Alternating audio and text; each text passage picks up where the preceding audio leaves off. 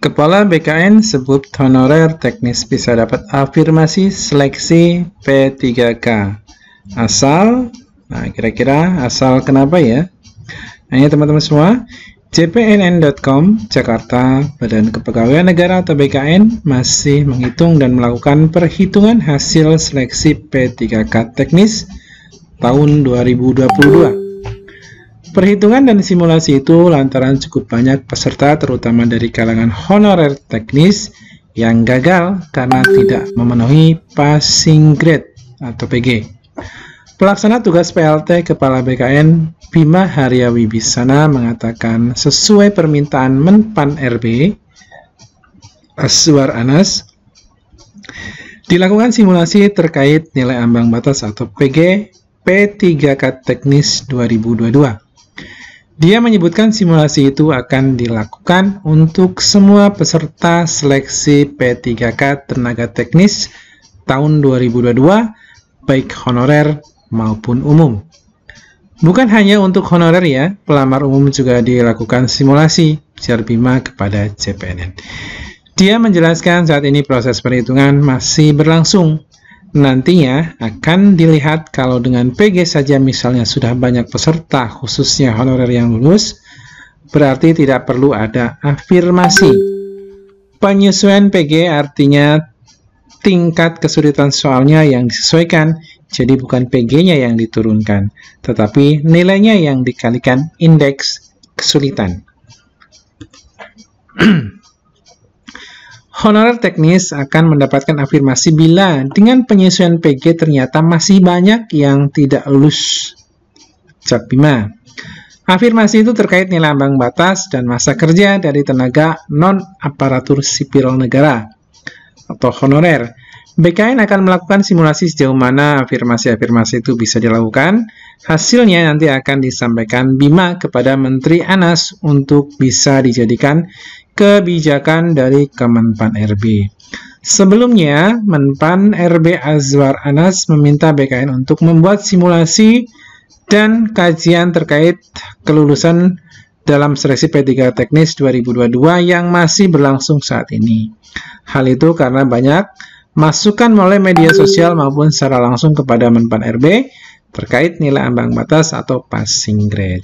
Passing grade tersebut sebelumnya diusulkan masing-masing instansi pembina. Menteri Anas mengatakan Kemenpan RB dan BKN sedang simulasi beberapa hal soal penyesuaian passing grade untuk potensi ada afirmasi-afirmasi. Kemudian akan kumpulkan puluhan instansi pembina agar ke depan kebutuhan instansi pembina bisa tetap terjawab dengan hasil rekrutmen yang ada. Kemenpan RB harus mengetahui kebutuhan kompetensi dari instansi pembina masing-masing jabatan, ujar Anas. Anas mengatakan berdasarkan reformulasi dan simulasi yang akan dilakukan BKN, kini sedang dimatangkan, nantinya bisa diputuskan adanya potensi afirmasi bagi penentuan ambang batas seleksi P3K. Jadi, ujar Menteri Anas, berbagai masukan terkait passing grade yang disebut menyebabkan ada sejumlah peserta dinyatakan tidak lolos, itu sudah dibahas pemerintah. Tentunya Kemenpan RB dan BKN juga harus melibatkan instansi pembina, karena instansi pembina yang mengusulkan skema passing grade sesuai kebutuhan mereka. Terangnya, nilai PG ditentukan oleh masing-masing instansi pembina atau instansi sektoral masing-masing jabatan fungsional. Sementara itu, soal-soal dalam Computer Assisted Test atau CAT disusun oleh instansi pembina masing-masing jabatan bersama konsorsium yang terdiri atas berbagai perguruan tinggi. Oleh karena itu, Menteri Anas meminta dilakukan reformulasi baik terkait passing grade maupun terhadap instansi-instansi pembina yang merumuskan soal-soal bagi ujian P3K, tegas Menteri Anas. Pada tahun 2022, pemerintah menetapkan 518.040 formasi P3K yang terdiri atas 93.197 formasi di tingkat pusat dan 424.843 formasi di daerah.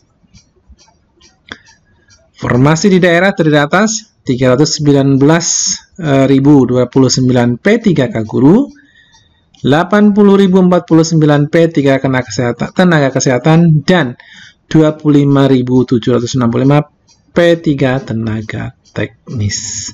Nah, itulah teman-teman semua informasi terkait tentang nilai afirmasi ya. Bisa diberikan asal, nah tadi isinya sudah ada di dalam. Oke, terima kasih. Selamat siang. Assalamualaikum warahmatullahi wabarakatuh.